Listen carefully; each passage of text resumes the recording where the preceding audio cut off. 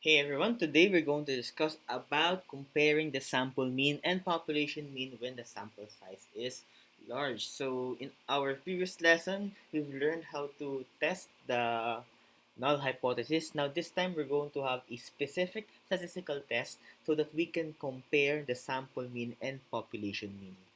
And the criteria here is that the sample size is large. Kasi magkaibang test yung ginagamit natin kapag yung sample size natin ay large or sample size natin ay small. Okay? So in testing the hypothesis, it's important to determine if the differences between the sample mean and the population mean is statistically significant. So, ang ginagawa natin dito, meron tayong claim na itong particular parameter nito, meron siyang hypothesized value. Now, from that claim, kuha tayo ng sample. Then, we have the sample mean. Iko-compare natin if gaano kalayo ba yung sample mean and the population mean. Are they statistically significant? Magkaiba ba yung differences nila? And does it suggest ba na tama yung claim or hindi? So, ang ginagawa natin dito sa particular test na to, verify natin kung yung particular claim ba yun ay true or not.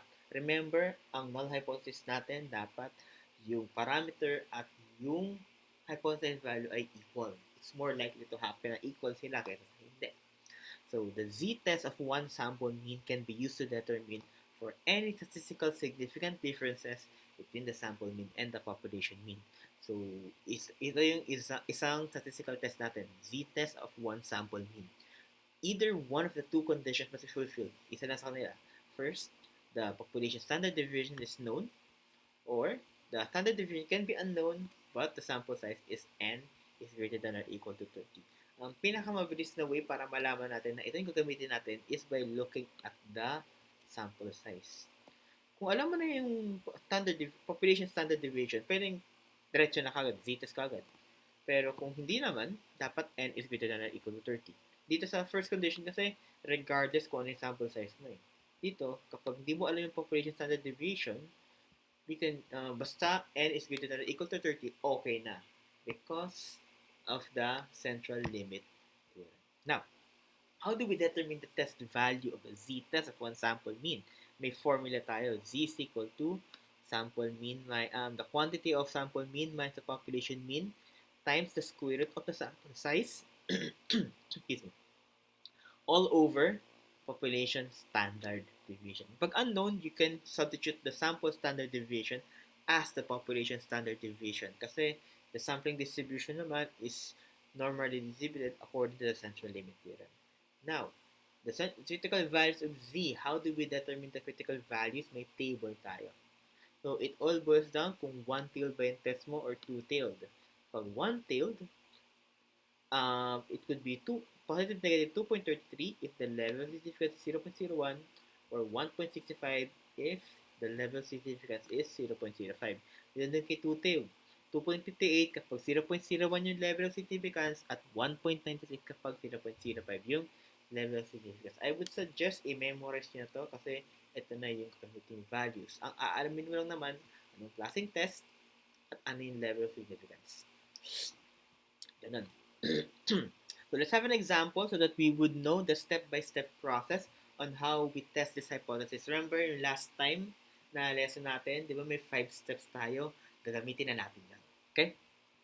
So, a new drug claims that it helps young adults sleep for more than 8 hours with a standard deviation of 1.25 hours.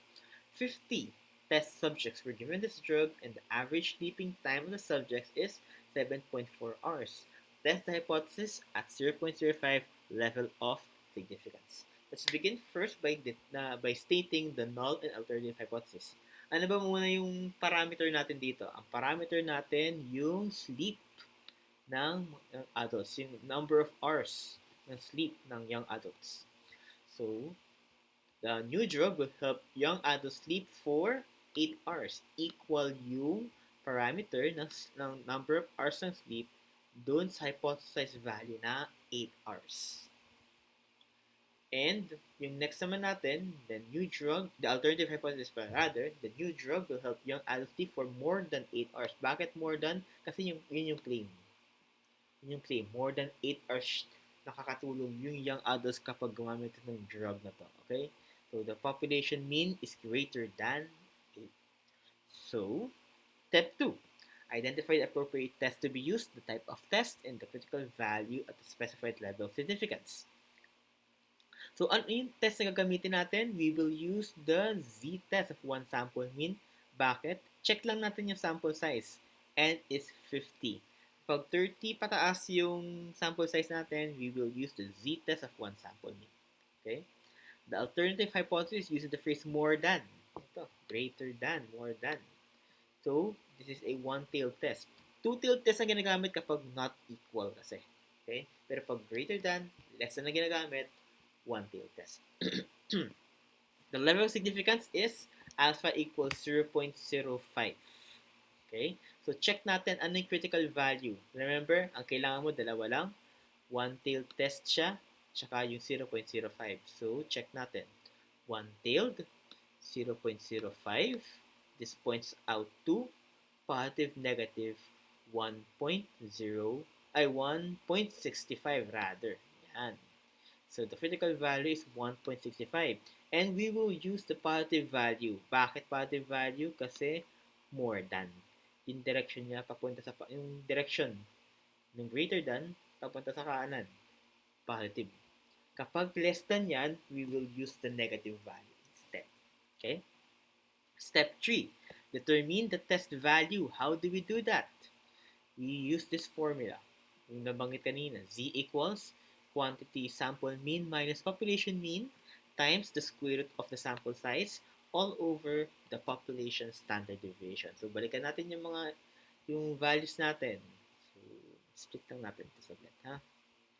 This one. Yan. So, ano yung sample mean natin? 7.4 hours. This one. Kasi, nung nabigyan na yung test subjects, yun yung number of hours of sleep nila. Ano yung population mean? 8 hours. It is the hypothesized value, 8 hours. Ano yung standard deviation? 1.25 hours. Yun yung population standard deviation. Okay? And how many test subjects do we have? 50.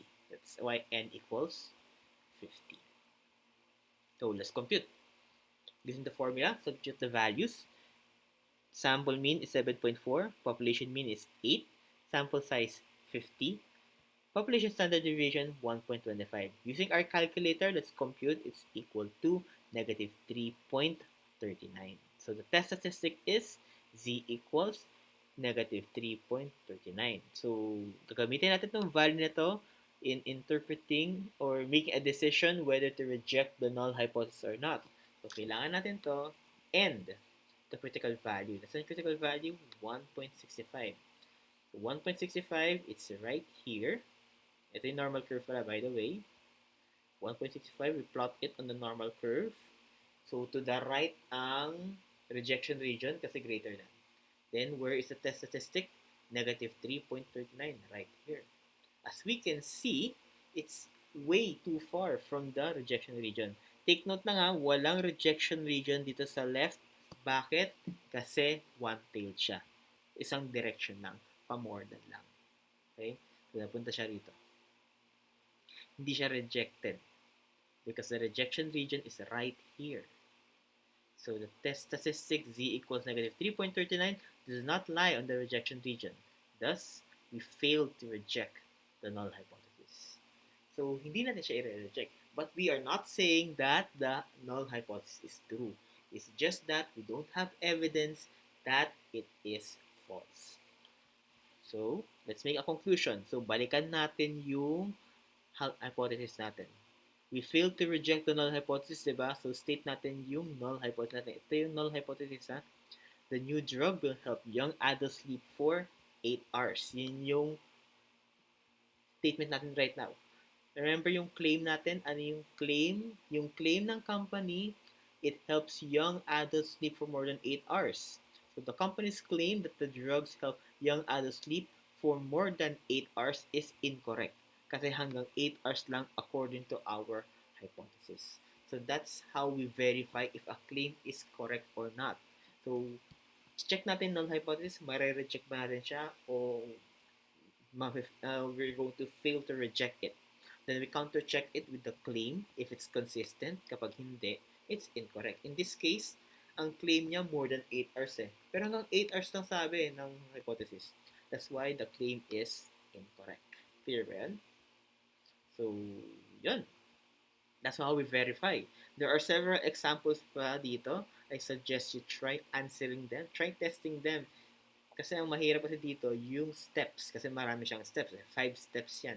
So, you have to remember the steps and practice na ma-execute yung steps ito. So, may mga solution naman dito. I suggest you try it out. Okay?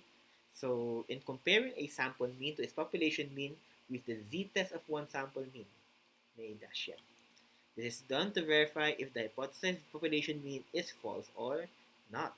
Normally, we use this if n is greater than or equal to 30 or when the population standard deviation is known. So that's it for the for our lesson on the comparison of the sample mean and population mean when the sample size is large. So ano naman gagawin natin kapag the sample size is maliit lang? Okay? So that will be our lesson for the next video. So I hope you guys learned a lot today. Thank you guys for watching and see you guys on the next video.